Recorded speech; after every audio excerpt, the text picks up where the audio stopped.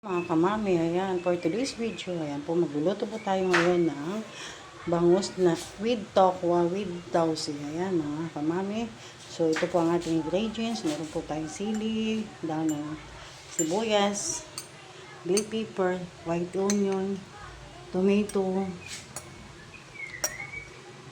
black beans, red onion, luya, siling haba or siling green, at mayroon din po tayong bawang. Ayan, at mayroon din po tayong topo. At ito po yung ating isda. So ngayon mga kamamay, start na po tayo. Ang una pong gagawin ay magpapayin po muna ako ng aking mantika. Papakita ko po sa inyo kung paano ako magluto ng tinausihang bangus with topo. So ayan, may new version mga kamamay. So ayan po, una pong piprituin natin ay ating topo.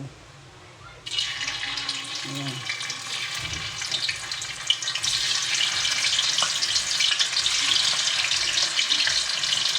I-slice ko po siya na hindi masyado kalakihan. Ayan.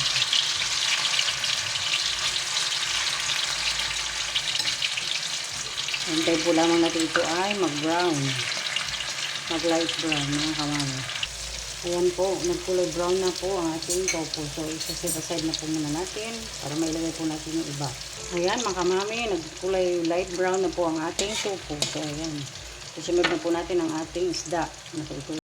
So, ayan, prituin na po natin ang ating bangus.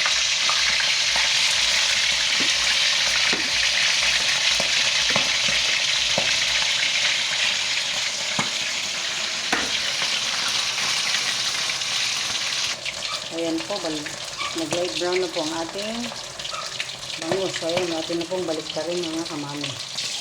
Ayan, light brown na po ang ating mga isda. So, sunod naman po natin yung gagawin ay mag-isa po tayo ng ating mga sangka. Na po tayo ng ating mantika.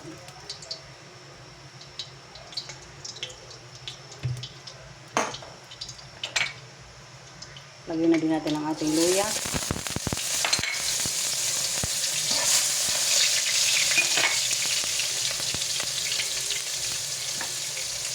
Bawang. Sibuyas.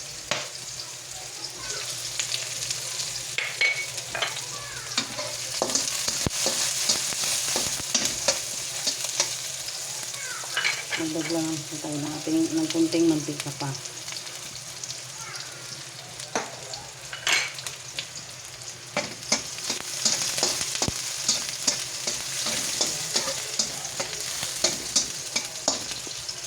Antayin na lang natin ito ay mag-light brown. Mag-light brown ang ating mga tangkap. Lagay na rin natin ang ating kamatis. Naglagay nga pala ako ng 2 pirasong kamatis mga kamami.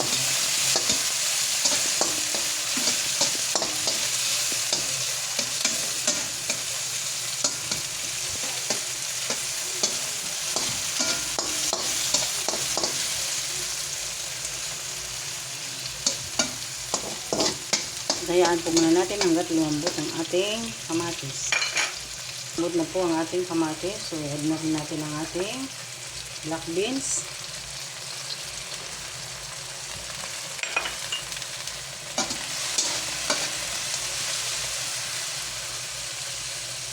At maglagay na rin tayo ng paminta.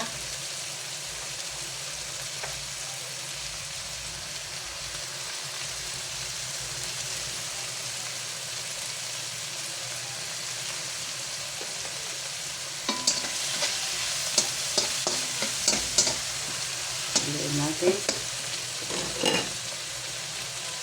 Lagyan natin ang ating kalahating bell pepper.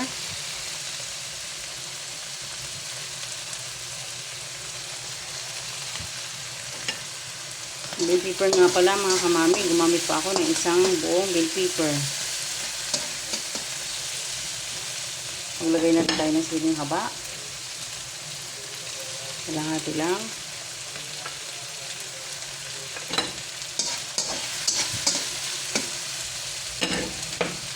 Maglagay na rin tayo ng all-in-one seasoning, Hadi Sarap.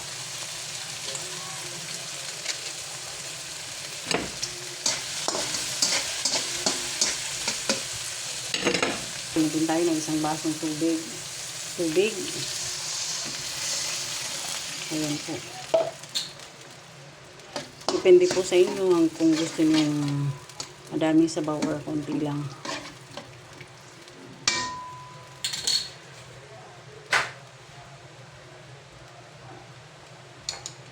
Maglagay din tayo ng konting toyo.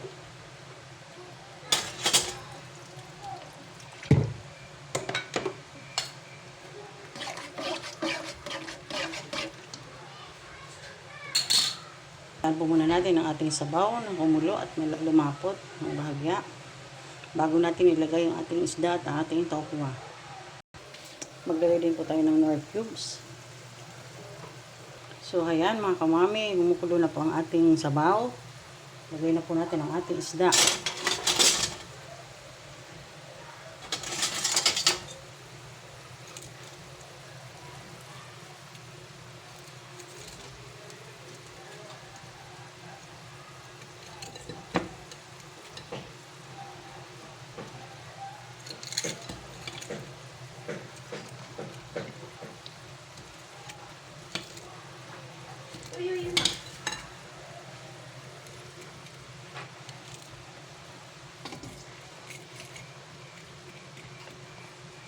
At ating pakuluin sa loob ng 2 minuto. At ating pong baliktarin ang ating isda.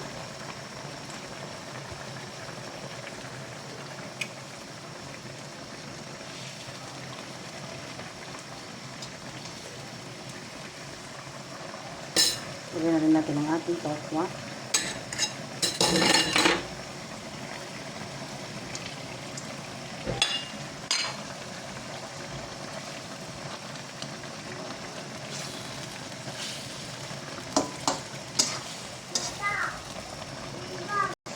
Lagyan na natin ang ating white onion.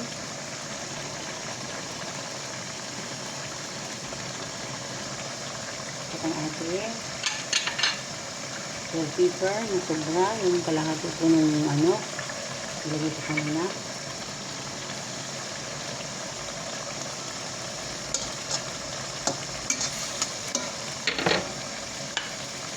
Lagyan na rin natin ating dahon ng sibuyas.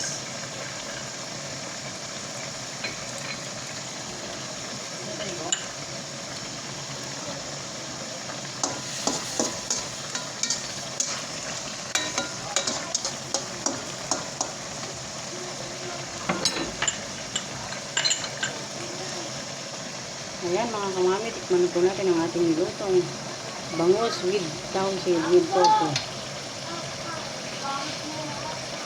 Kasarap po mga kayami. Kaya po makaka-unrice po kayo nito.